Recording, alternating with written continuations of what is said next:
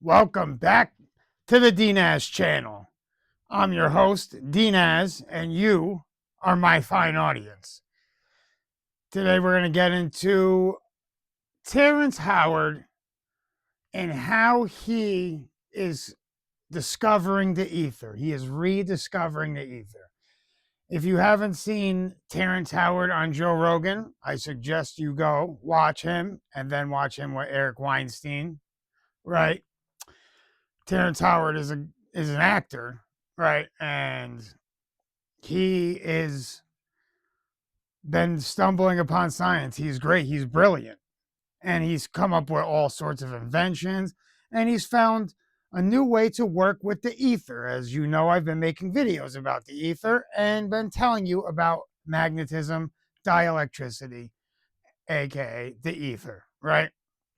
So if you've seen his videos, you know he relates to the flower of life.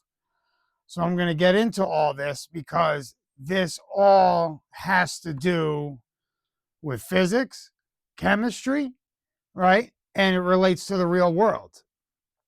So first I want to explain that there are two systems, two scientific systems for reality that there's ever been. That is the system of the ether and the system of bumping particles, atomism, okay?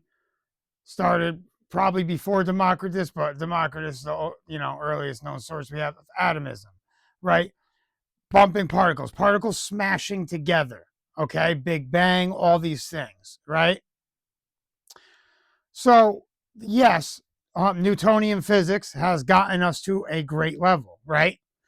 But then we have people where you could still use these physics, but it has holes in it, right? It has holes in certain, areas trying to explain phenomena, right? Phenomena would be like, is things like, gravity, things like that. Electricity is phenomena, right? And that's where I'm getting at, is that if you ask our scientists, the physicists today, right, they can't tell you what a field is, or they can't tell you what energy is. Their definition for energy is the ability to do work. That is a description. That is not a definition. Okay.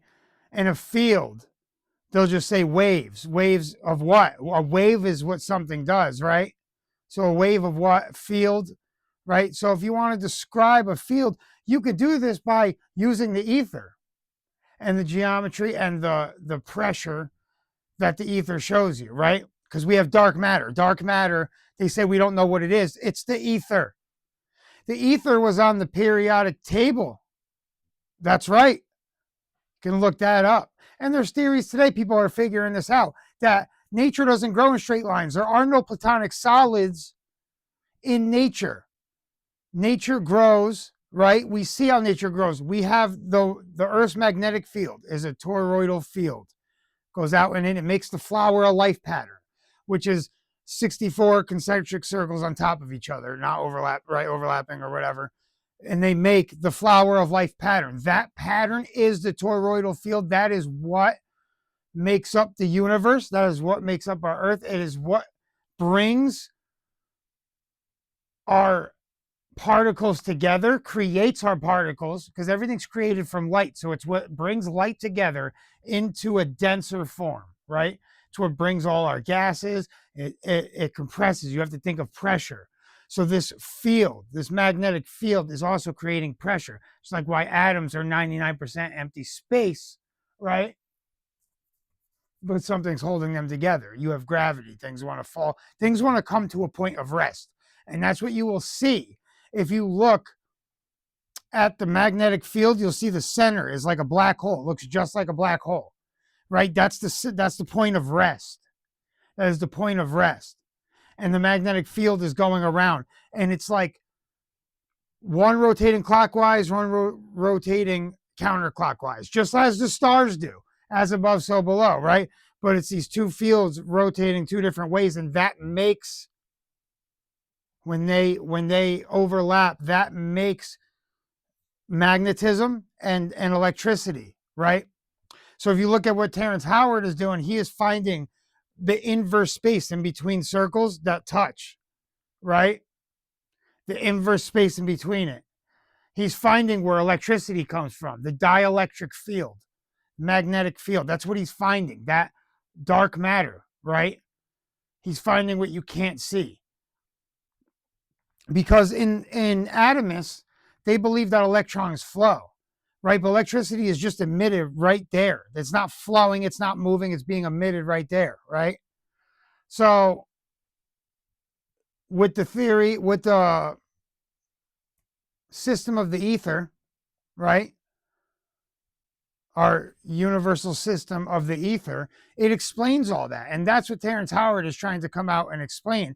And people are laughing at him, ridiculing him, but some real scientists are taking good, they're listening to him because he has something. Yes, of course he does. He's discovered that this flower of life pattern has been known forever. It comes up in the sunflower. Look at the center of a sunflower, right? The little spiral pattern with the golden ratio in it. That is making a flower of life pattern. That's how nature is growing. That's how everything is manifesting, because that is how our magnetic field works. And things come together because of that magnetic field. And we have electricity because of the anti-space there. Okay, the two fields that meet, the magnetic and dielectric field that meet and create waves in the toroidal field, and those waves create vibrations, and those vibrations, right, create friction, and this creates different forms of pressure, which puts our world together. You can look how they have they take a coil and then they have a ball. It's a scientific experiment, and they put plasma, they put light in it, and as he gets this light to touch each other, to come back and touch each other, it'll turn into a infinite, until you disturb it, it will be an infinite loop of a plasma rotation, right? It's like creating a chain reaction, like a nuclear chain reaction, right? We can create these things because nature works that way. And once you get it, once you get the system perfect, it will just stay like that forever, right? So electricity is there. It's permanent, all right? It's not temporary, it's permanent. You can look at a book called Electrical Discharges, Waves and Impulses by Charles Proteus Steinmetz, and he'll describe how he will describe how the electric field works, right?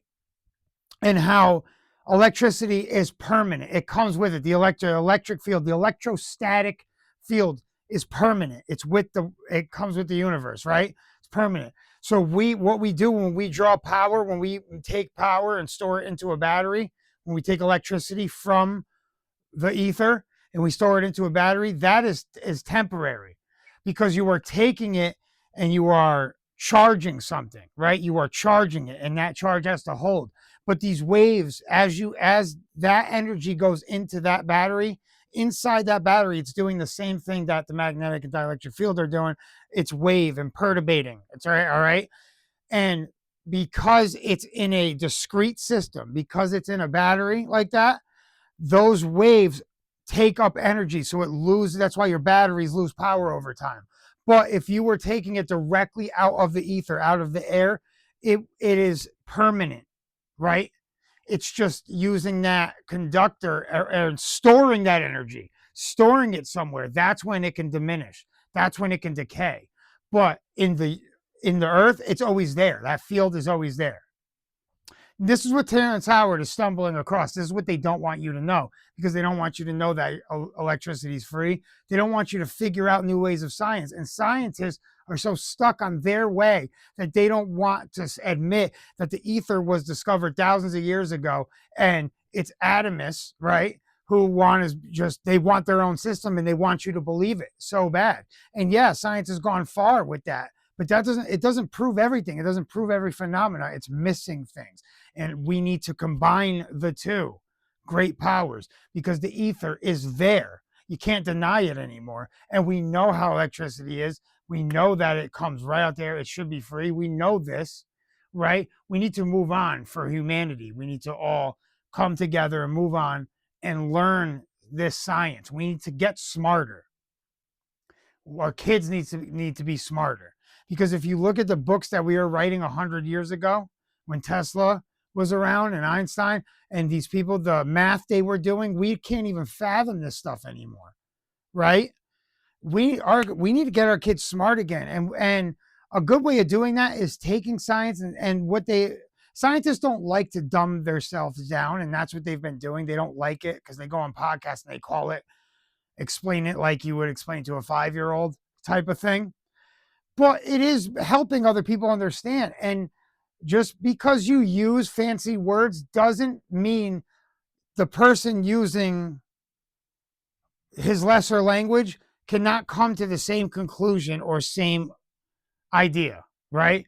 But we should encourage great language and to be smart. We should encourage being smart, and we should all learn. But if you haven't got there, it's okay. Take baby steps, but learn. Start learning about science. Start learning about energy. Start learning about the magnetic field. Start learning physics. Start learning how the world works. Because why don't you want to know how the world works? You know, what is more important than learning about how the world works and advancing our science? Our kids should be advancing our science. And we need to get them smarter to do that. So, yeah, I just want people to recognize Terrence Howard and what he's finding and how he is using pressure. Because, all right, now you have these field perturbations, right? Now you're creating fields and waves, and this is creating energy, work, right? Once that is created, now you can do things with it. You can store energy, you can do certain things with it. But our gases, these are coming out of, because everything is made of light, right? Everything. So it's just light coming together in different pressures. Think about water, ice, steam, right? 3 different modes. Okay, it's all water. It's all water, but it's 3 different phases. Okay, 3 different modalities. So think of electricity as a modality. Think of a field as a modality of pressure created from the waves, the ripple in the ether, in the dark matter. Okay. So now you have empty space, you have ripples in there, that's creating these perturbations, that makes up our magnetic field, that's bringing things together, that's creating attraction, okay? And repulsion, but attraction too, and it's creating these forces that shape our universe and our world, okay? And then you get gravity and you get all these things, right? So the system of the ether works perfectly fine, and it's these pressures. Once these pressures come together, you get different gases, and then they mix, and then you have combustion, and then things form back together. They get pulled back because of the magnetism. Okay, and this is how chemical reactions are happening. This is how our world is forming. This is how our world is working. Okay, all due to the magnetic and dielectric field that explains everything. Explains how this world is working. We are light. We are creatures of light, aka love. So spread knowledge, spread love. Keep coming back to the DNaz channel. We'll see you next time. Peace.